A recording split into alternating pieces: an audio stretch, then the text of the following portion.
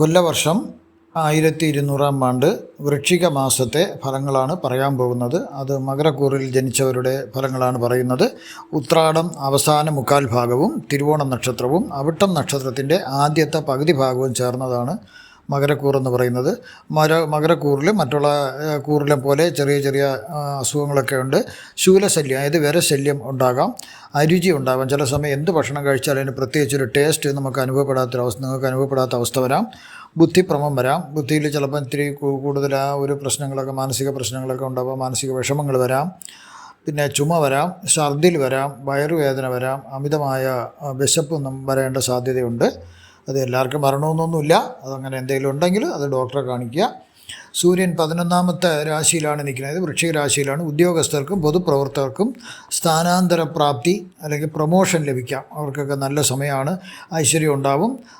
അവർക്ക് എന്തെങ്കിലും അസുഖം ഉണ്ടെങ്കിൽ അതിനൊക്കെ കുറവ് വരും. ധാരാളം പണം കിട്ടും.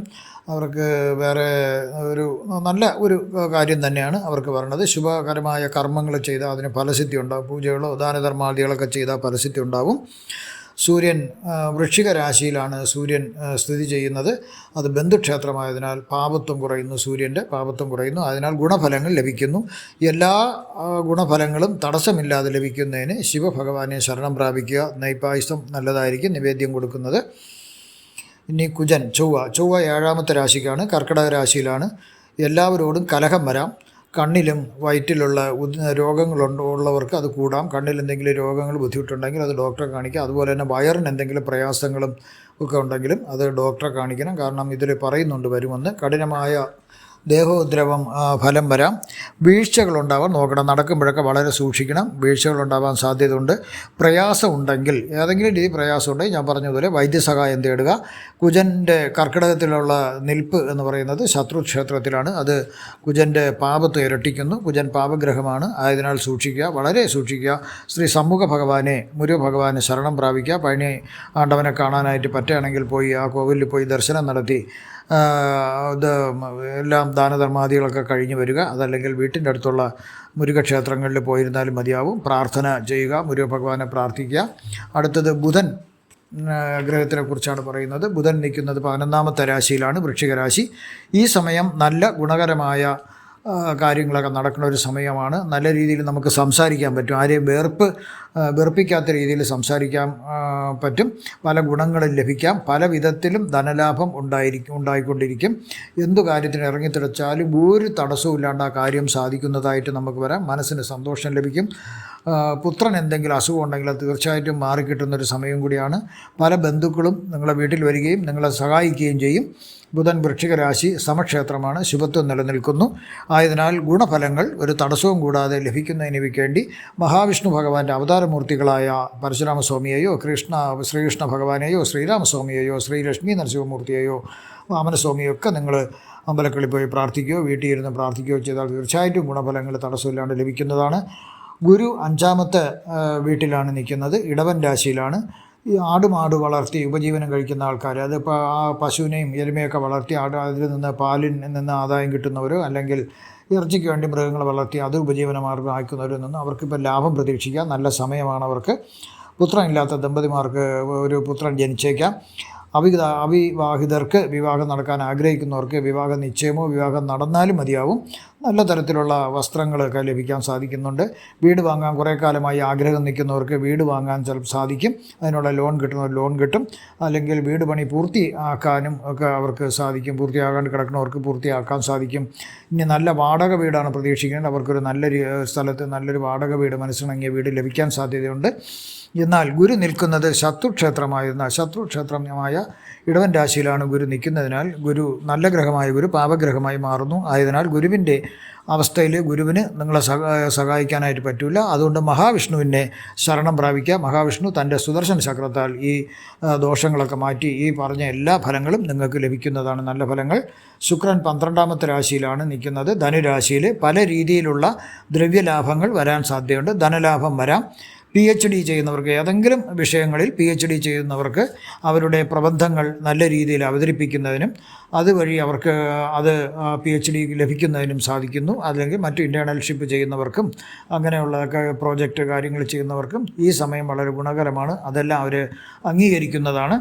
ശുക്രൻ്റെ ധനുരാശിയിലെ സ്ഥിതി സമക്ഷേത്രമായിരുന്നാൽ ഗുണം ചെയ്യുന്നു. അത് വളരെ ഗുണമാണ്. ആയതിനാൽ ശുക്രൻ നിങ്ങൾക്ക് അനുകൂലമായ ഫലങ്ങൾ നൽകുന്നു. അതിന് ദുർഗാദേവിയുടെ സഹായം കൂടി അല്ലെങ്കിൽ മഹാലക്ഷ്മി ദേവിയുടെ സഹായത്തിന് വേണ്ടി നിങ്ങൾ പ്രാർത്ഥിക്കുക. തീർച്ചയായിട്ടും ഇതെല്ലാം നിങ്ങളുടെ സ്വപ്നങ്ങളെല്ലാം പൂർത്തിയാകുന്നതാണ്.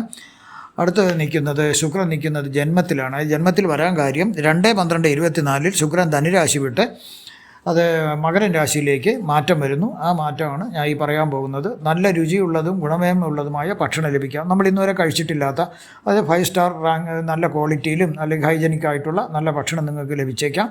ഭാര്യാസുഖം ലഭിക്കാം. പലതരത്തിലുള്ള സൗന്ദര്യ വസ്തുക്കൾ ലഭിക്കാൻ സാധ്യതയുണ്ട്. ശയനസുഖം ലഭിക്കാം. നല്ല വസ്ത്രങ്ങളും ആഭരണങ്ങളൊക്കെ ലഭിക്കേണ്ട സ്ഥിതിയുണ്ട്. വിശേഷപ്പെട്ട സ്ഥലങ്ങളിൽ എന്തെങ്കിലും വിശേഷമായിട്ട് കല്യാണത്തിനോ അല്ലെങ്കിൽ ഒരു ടൂറായിട്ട് പോവുകയോ അങ്ങനെയൊക്കെയുള്ള വളരെ വിശിഷ്ടമായ സ്ഥലങ്ങളിൽ പോകേണ്ട സാധ്യത കാണുന്നു. ശുക്രൻ്റെ മകരരാശി മിത്രക്ഷേത്രമാകിയാൽ ശുഭത്വം വർദ്ധിക്കുന്നു. ശുക്രന് അനുകൂലമായി എല്ലാം നിങ്ങൾക്ക് ലഭിക്കുന്നു. അതുകൊണ്ട് ദുർഗാദേവിയെയോ മഹാലക്ഷ്മിയെയോ ശരണം പ്രാപിച്ചാൽ ഇതെല്ലാം നിങ്ങൾക്ക് ലഭിക്കുന്നതാണ്. ശനി 2ാമത്തെ രാശിയിലാണ്, കുംഭൻ രാശിയിൽ. 7.5 ശനിക്കാലമാണ്.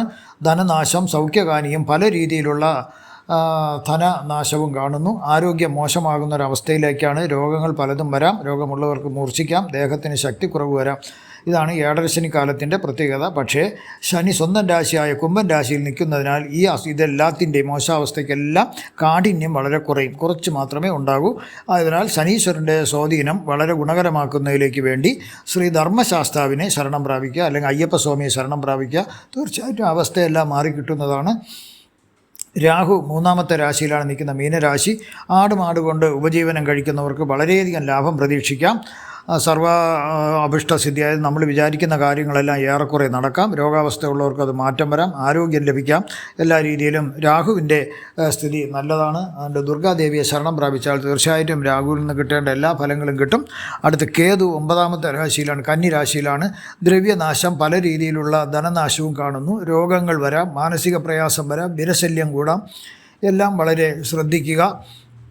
ആയതിനാൽ ശ്രീ ഗണേശനെ ശരണം പ്രാപിക്കുക. വിഘ്നവിനാശകനായ ഭഗവാൻ എല്ലാം നിങ്ങൾക്ക് സങ്കടം തീർത്ത് എല്ലാം നല്ല രീതിയിൽ നടത്തി തരുന്നതാണ്.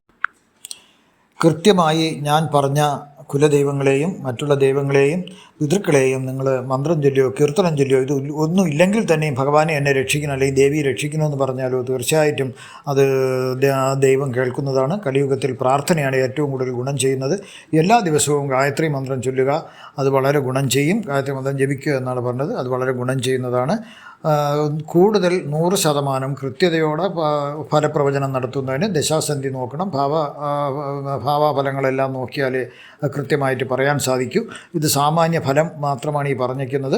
ഇതിൽ മോശഫലങ്ങളും ഗുണഫലങ്ങളും പ്രവചിച്ചിട്ടുണ്ട്. മോശഫലങ്ങളെ പറഞ്ഞതിനാൽ വിഷമം തോന്നരുത്.